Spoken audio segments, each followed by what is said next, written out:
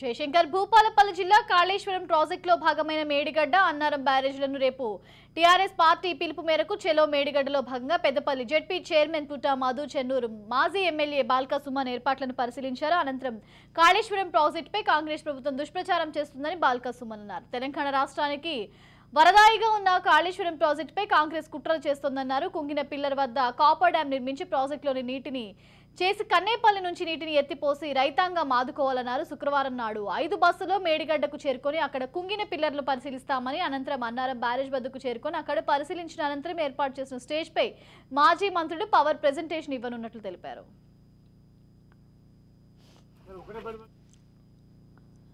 దుర్మార్గంగా వ్యవహరిస్తూ ఉంది ఈ రేవంత్ రెడ్డి నాయకత్వంలోని కాంగ్రెస్ ప్రభుత్వం. కాబట్టి ఈ కాళేశ్వరం ప్రాజెక్టుపై వాళ్ళు చేస్తున్నటువంటి కుట్రల్ని తిప్పికొట్టాలని పార్టీ నిర్ణయించింది. పెద్దలు మా నాయకులు కేసీఆర్ గారు నిర్ణయించినారు. సో దాంట్లో భాగంగా రేపు ఉదయం తెలంగాణ భవన్ నుంచి మా మాజీ మంత్రులు, ఎమ్మెల్యేలు, ఎమ్మెల్సీలు, ఎంపీలు, అదేవిధంగా ముఖ్య నాయకులు అందరూ కూడా రేపు ఉదయం బయలుదేరి వస్తూ ఉన్నారు. ముందుగా మేడిగడ్డ బ్యారేజ్ విజిట్ చేసిన తర్వాత అన్నారం బ్యారేజ్ మీద కూడా ఈ కాంగ్రెస్ ప్రభుత్వం దుష్ప్రచారం చేస్తూ ఉంది. సో అన్నారం బ్యారేజ్ను కూడా విజిట్ చేస్తారు.